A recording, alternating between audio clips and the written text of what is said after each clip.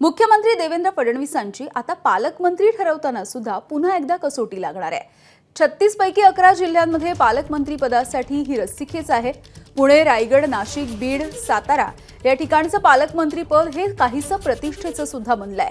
रायगडमध्ये तर अदिती तटकरे आणि भरत गोगावले यांनी अनेक महिन्यांपासून दावे करायला सुरुवात केली आहे। पुण्यामध्ये पुन्हा एकदा अजित पवारच पालकमंत्री होणार की मग चंद्रकांत पाटील यांना संधी दिली जाणार याची ही उत्सुकता आहे।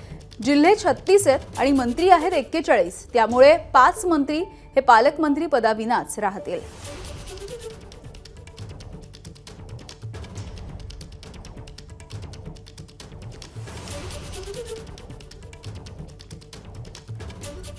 तर 11 जिल्ह्यांमध्ये पालकमंत्री पदासाठी दावे केले जात आहेत। आपण बघूयात।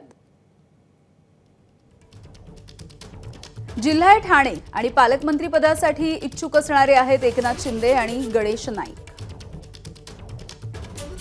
जिल्हा रायगड अदिती तटकरे आणि भरत गोगावले।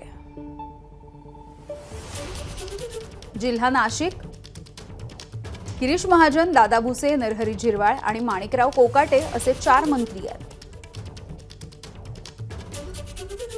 तर जळगावमध्ये गुलाबराव पाटील आणि संजय सावकारे। पुण्यामध्ये अजित पवार आणि चंद्रकांत पाटील।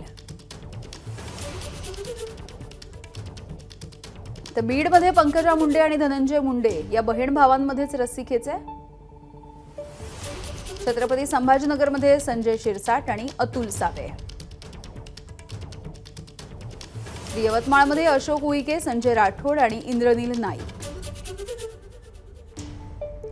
साताऱ्यामध्ये पुन्हा 4 मंत्री आहेत, त्यामुळे पालकमंत्री पदाची रस्सीखेच अधिक तीव्र होतीये। शंभूराज देसाई, शिवेंद्रराजे भोसले, जयकुमार गोरे आणि मकरंद पाटील। रत्नागिरीमध्ये उदय सामंत आणि योगेश कदम, दोन्हीही शिवसेनेचे मंत्री आहेत,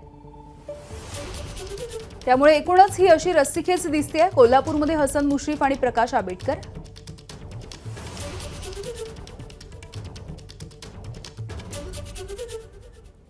तर रायगडचं पालकमंत्रीपद मलाच मिळणार असा विश्वास आणि असा दावा भरत गोगावले यांनी व्यक्त केलाय। तर माणिकराव कोकाटे यांनी सुद्धा पालकमंत्री पदावरती दावा केलाय।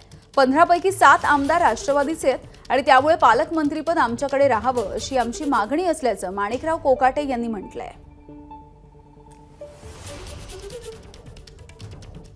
पालकमंत्री पदावरनं राष्ट्रवादी आणि शिवसेनेमध्ये रस्सीखेच आहे असं बोललं जात आहे। शिवसेनेची काय भूमिका राहील?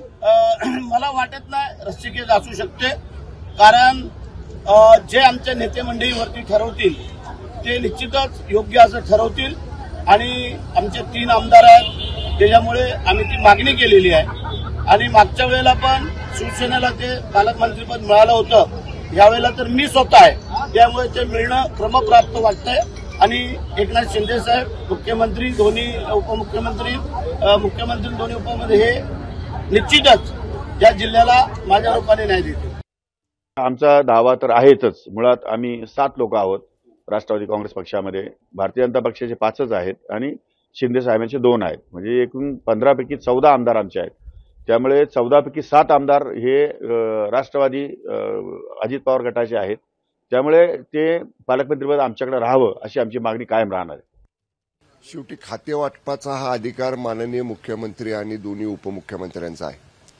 आणि आमच्या पक्षाचं म्हणाल शिवसेनेचं, तर आम्ही निवडणूक झाल्या जी पहिली बैठक आमदारांची झाली होती, त्या पहिल्या बैठकीमध्ये शिवसेनेच्या सर्व आमदारांनी एक ठराव करून मंत्री कुणाला करावं आणि कुणाला कुठला विभाग द्यावा याचे पूर्ण अधिकार आमच्या पक्षाचे प्रमुख आदरणीय उपमुख्यमंत्री एकनाथजी शिंदे साहेबांनी दिले होते। त्यानुसार साहेबांनी मंत्रिमंडळ निश्चित केलं, शिवसेनेच्या कोट्यातलं काल खातेवाटप निश्चित केलं आणि आता जे विभाग आमच्या प्रत्येकाकडे दिलेले आहेत त्या विभागाचं आता काल अधिवेशन संपलं आणि 2 दिवसात आम्ही मंत्रालयामध्ये जाऊ, आमच्या विभागाचा पदभार स्वीकारू। एबीपी माझा, उघडा डोळे बघा नीट।